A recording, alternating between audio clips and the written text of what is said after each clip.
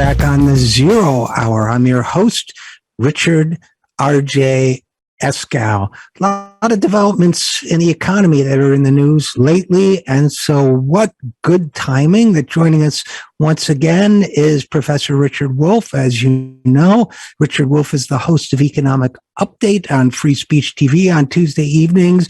He is a professor emeritus at the University of Massachusetts Amherst, as well as a visiting professor at New York University, and he joins us now. So, Richard Wolff, welcome back to the program. Thank you, RJ. Glad to be here.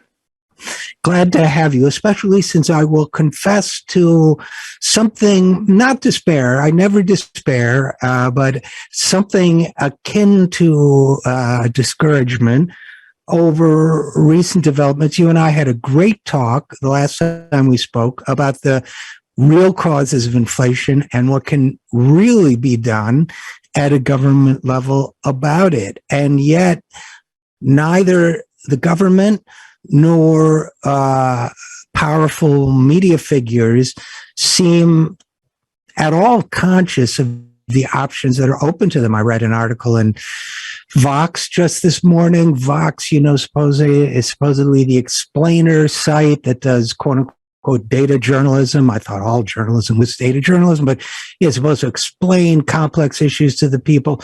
Long piece on what the government can do about inflation that referred to no government institutions whatsoever except the Federal Reserve. The Federal Reserve, for its part, since you and I last spoke, of course, raising interest rates as we speak, 3/4 of a point. And if I recall correctly, I don't want to excessively dunk on your colleagues in the economics profession, but I know that if I recall correctly, Jerome Powell of the Fed said, wages are overheating, which seems impossible if they're not keeping pace with inflation. And we have literally nothing, as far as I'm aware of, being said at the congressional or presidential level about what I suppose the Fed is a branch of government now, given the power we give it, what the other branches, the more traditional branches of government, might be able to do about it. So if you'll forgive that long tirade-like intro, I thought perhaps, of course, I'd welcome any of your observations on what's going on right now, but I thought perhaps what we could talk about is sort of, if nothing else, build up my spirits a little, is talk about what working people can do for themselves without waiting for a sclerotic set of government institutions to act for them. I guess, am I framing that question too negatively? No, I think that you're right, that it is, even with all that we have seen in our lifetimes, extraordinary when the extremity of the system's behavior takes yet another step. This is a dangerous metaphor, but I'm going to make it anyway. Watching the evolution of the last few months in terms of the war in Ukraine, the unanimity of the United States media, the unanimity of the political class in acting as though something here of momentous principle is driving U.S. foreign policy. In the words of the Minister of Defense, Mr. Austin, or of the General Milley, that this is about standing up when a large country invades a small country.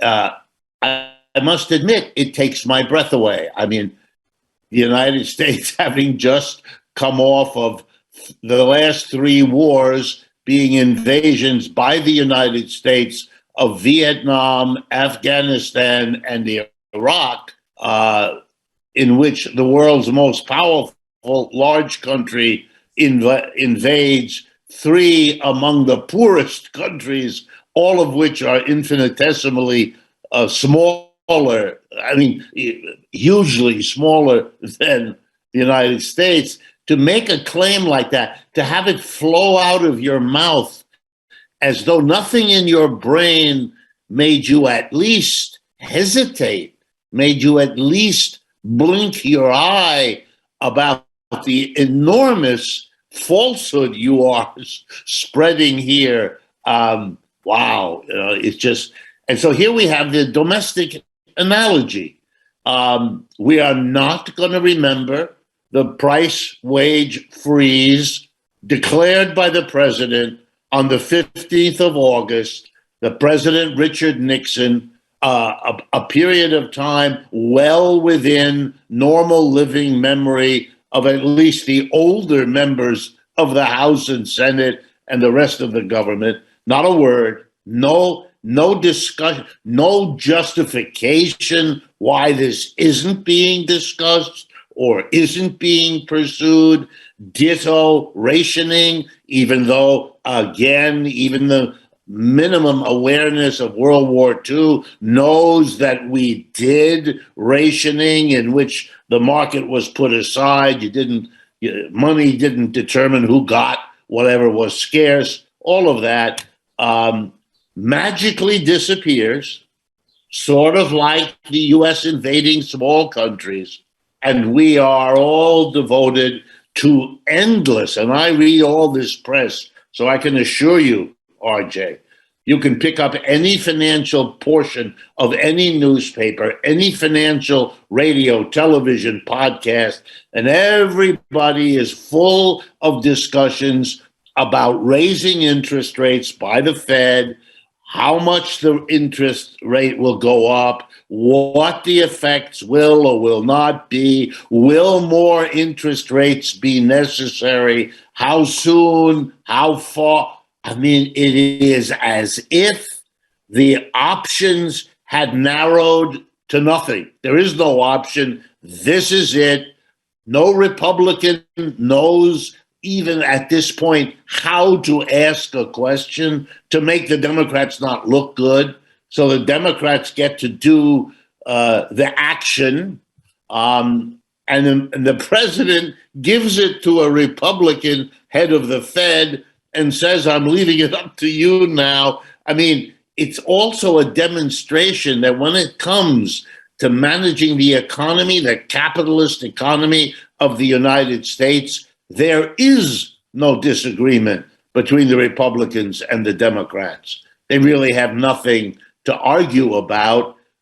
They're all on the exact same page, even though it's highly artificial, historically an example of gross amnesia. Stunning, even for us, stunning. Well, given that that seems to be the state of affairs right now, I mean, we can talk, and I always enjoy and get a lot out of our talks about what the government can do differently. And I think it's important to keep pressing to educate people on the things we're not talking about, the things that are being hidden from them that their government could be doing and is choosing not to do. But it also seems to me, ain't no time like the present, as they say. And you've talked a great deal in your career about workplace democracy. You've had the website democracyatwork.info. Democracy at work has been a theme of yours.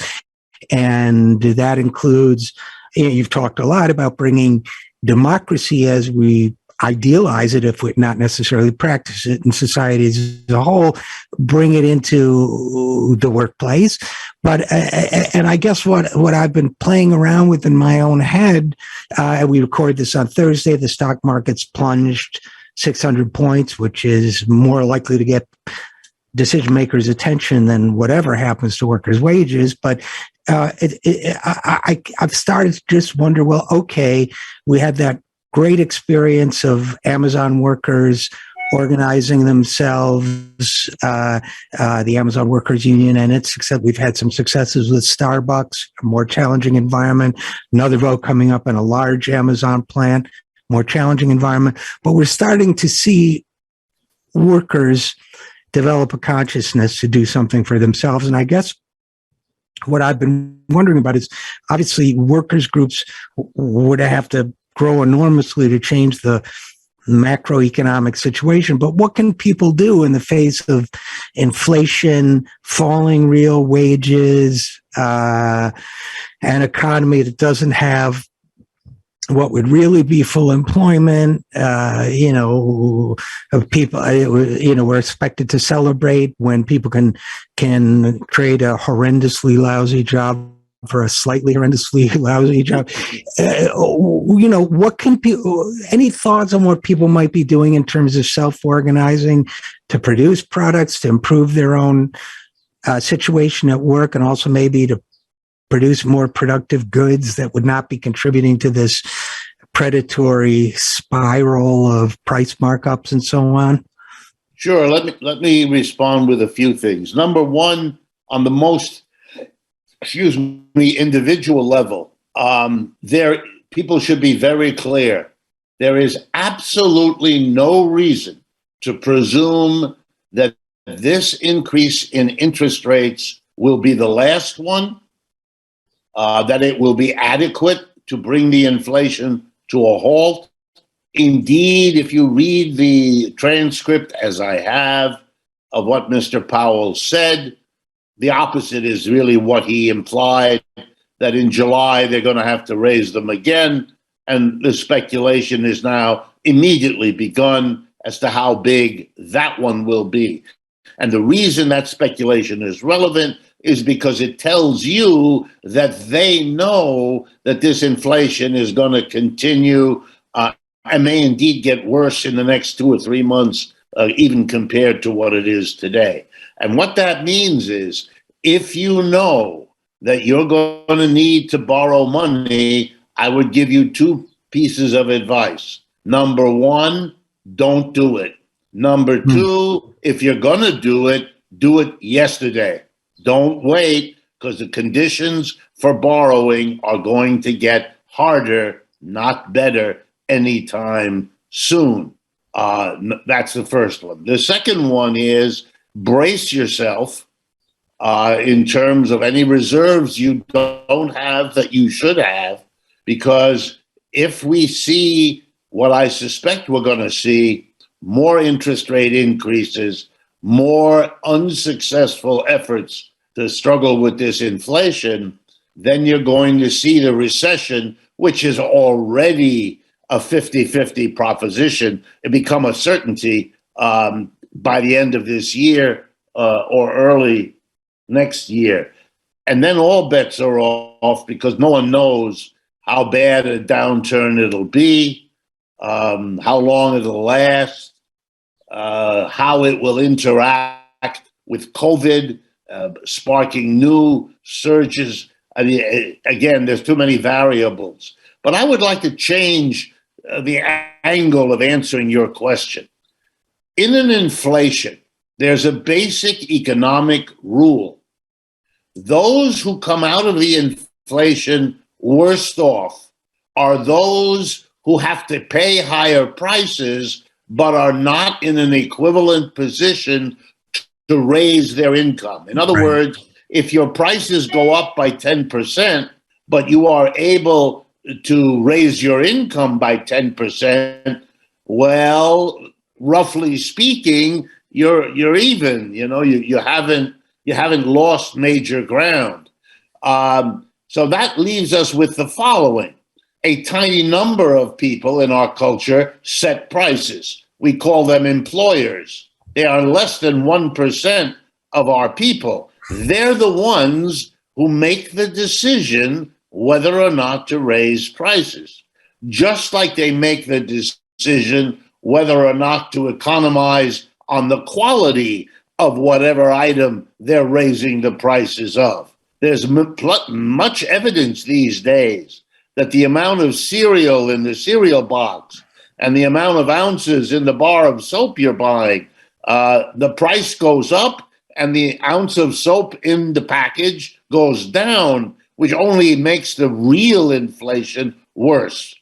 In any case, the mass of people, the employee class, the 99% as opposed to the 1%, they're in the very difficult position that they have to pay all the price increases the 1% impose, but they have very great difficulties in getting wage increases or salary increases to cope with the rising prices. And here the irony gets even richer.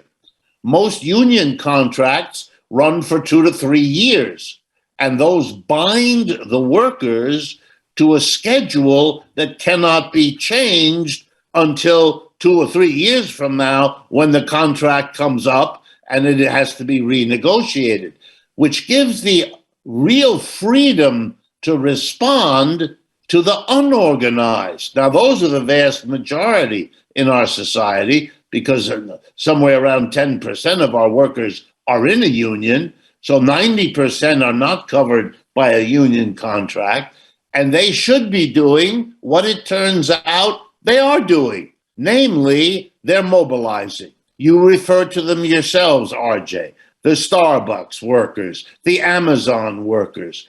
And you know what they're doing? That is the most rational response a working class can come up with, short of changing the whole system, which I think is the only solution that really could solve their problem. But short of that, beating the inflation in the sense of raising your income at least by as much as the prices are going up, which would mean catching up with last year, that we're talking about union pay increases right now of about 10% a year. If you can't do that, you're going to be falling behind. That's the reality of the numbers that we actually have.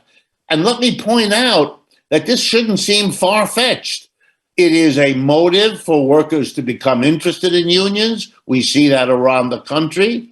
It is a clear enough injustice that the more, how shall I put it, the more socially minded young workers are becoming activists, union organizers, leaders, because they can see the moral, the economic, all of the arrows are pointing in the same direction. And let me draw your attention to something that has not gotten as much attention as it should have.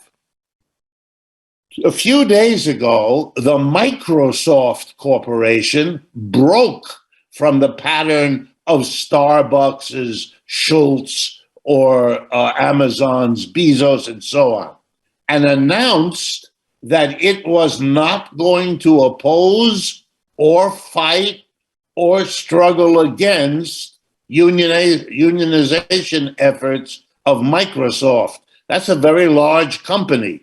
I don't know exactly how many tens of thousands of workers it has, but it's quite a few. This is a large company.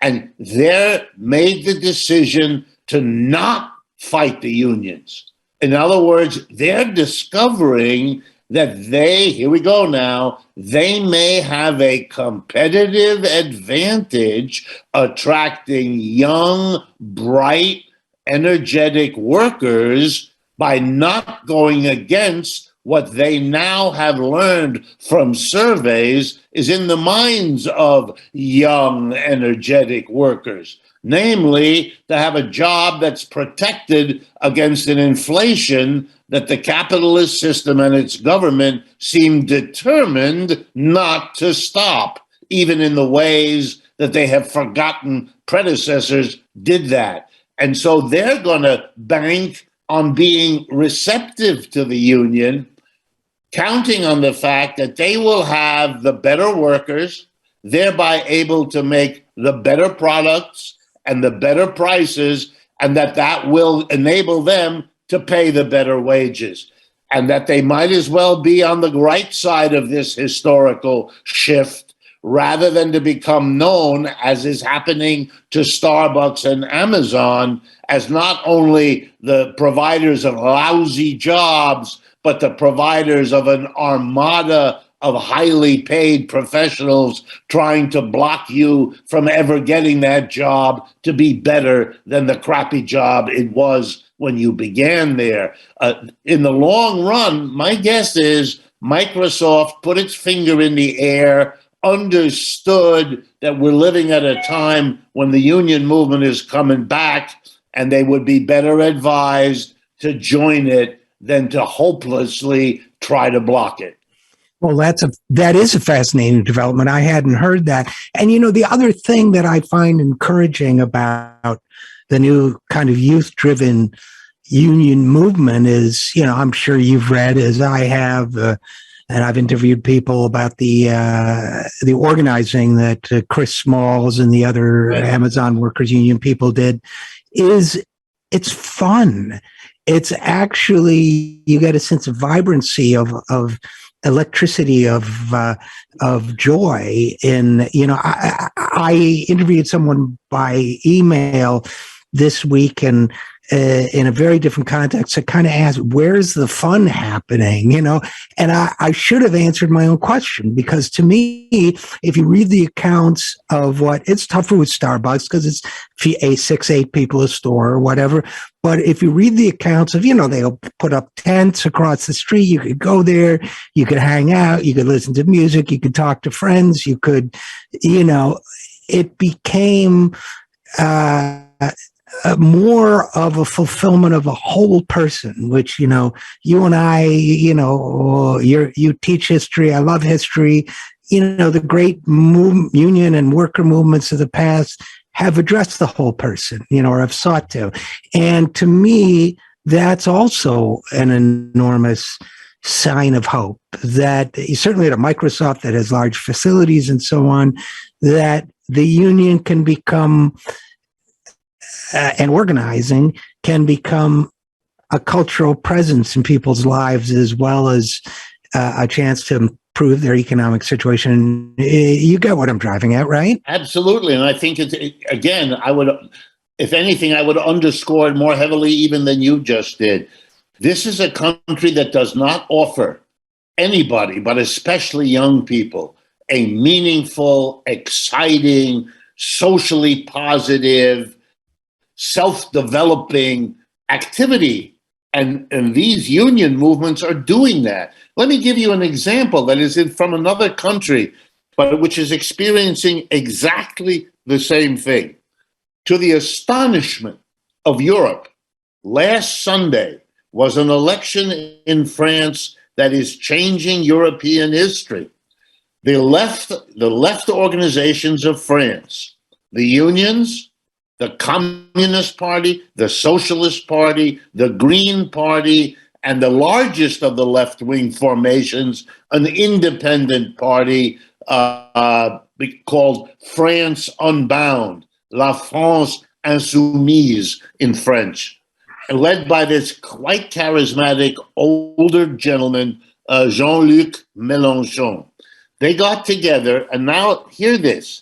They ran against the political party led by and campaigned for by the sitting president of France, Emmanuel Macron. Well, granted, he's not much of a leader. He has the charisma of last week's Wonder Bread, but what difference does it make? He is the sitting president. The left wing got 0.1% fewer votes than he did. His percentage, 25.77. The left-wingers, 25.66. Wow. And the second, they have a complicated system there. The second tour of that same election is coming up this Sunday, the 19th, Father's Day, actually, in this country. And we don't know what the outcome is, of course, but the left will have a power in France that it has not had for decades. This is a renewal that astonished everybody. It is now having wild ramifications in every other part of Europe, Germany, Italy, Scandinavia, even England. We will be watching for the next few years this resurgence of an organized, unified left. And why am I bringing it up? Because the rest of the political landscape, both in France and in Europe, is boring, old, tired, dead, and has no joy involved in it. If it isn't in the business of buying and selling government posts or pandering to donors in a grotesque way that is periodically exposed to the public, well, then it has lost all attractiveness, except for this new unified left, which is putting aside the petty politics that kept them separate, that kept them divided, coming together on a shared program.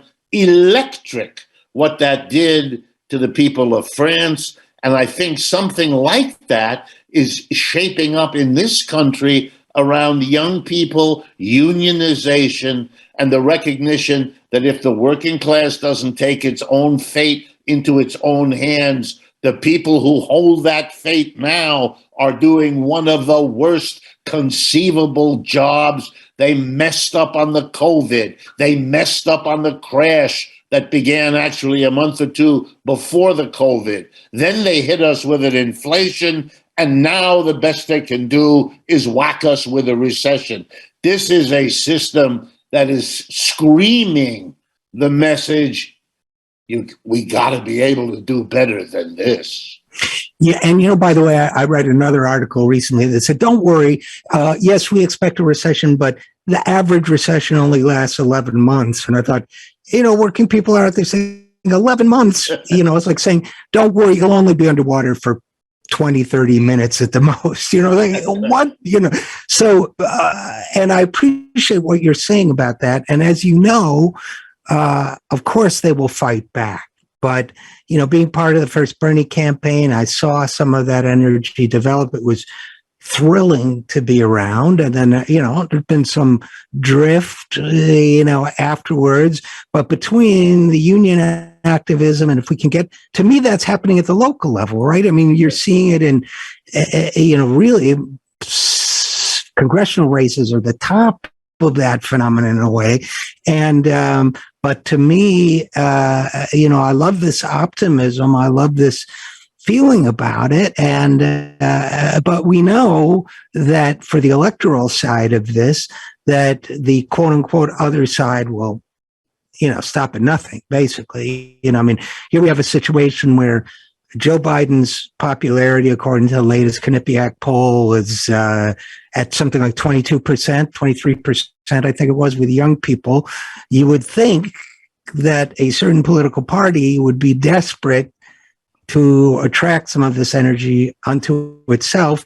But instead, we've just seen millions and millions of dollars of dark money allowed into Democratic primaries to kind of thwart this spirit. So I guess I would say, what kind of encouragement would you offer to people who are like getting battered by this kind of wave of, there's, and all the tricks that go along with it. We saw Chesa Boudin, wonderful man, been on the show, flooded with billionaire money and forced out of his position as district attorney in San Francisco. We could go on, but what would you say to people? I don't worry about Chesa. He's a positive person, but what about the people who look at this and are tempted to be like, it's a rigged game. We'll never get anywhere. Let me tell you a story, a story about what happened a few days after the Russian Revolution. No one knows if this story is true or made up, and it doesn't matter. Here's how the story goes. Lenin, Trotsky, and Stalin are sitting in whatever the place is where they are now coming to terms with the fact that they are the government, which none of them expected. And in come some assistants carrying big books. And in the books are written the names of all of the government police spies that had infiltrated the Bolshevik party that was their political owner. And Stalin and Trotsky's faces darken as they go through the books. And they can't, and Lenin turns to them and says in this story, "What's the matter? What's the matter?" And they say, "My God, half the people in our organization were working for the police. Lenin looks at them, smiles, and says, when the wind is blowing your way, it doesn't matter. Uh-huh. And so I how does that think tie to the way here's how it ties in. If I can quote Lenin again, the two conditions to make a revolution is that A, the people cannot stand the existence of the system as it's working. And number two, they have no confidence in the leaders of this system that they can fix it. Well, I think those two conditions are getting more and more fulfilled by the minute. We are subjecting our working class to a series of blows. 40 years of a change in the distribution of income and wealth that has been horrific, capped off by the COVID fiasco, by a crash, now by an inflation, now by a recession. It's as if parading in front of our people is a demonstration of a system that could give a crap about the majority of the people, governed by people who are even clearer committed to not giving a crap. The system is becoming intolerable, and the confidence in the people at the top to fix it is disappearing. If Lenin is right, and he's pretty good at these things and always was, well then, yeah, there is a basis for optimism. And the Chris Smalls and the others that are moving where they can demonstrate that there's a growing audience willing to push for the kinds of more basic changes that had seemed utterly impossible just a few years before. Nobody dreamed Amazon would be organized or any of the others. Every effort to do that had failed, et cetera, et cetera. The wind is changing. I mean, I'm no predictor of the future better than anyone else, but I would say, are there grounds for optimism? Oh, yes.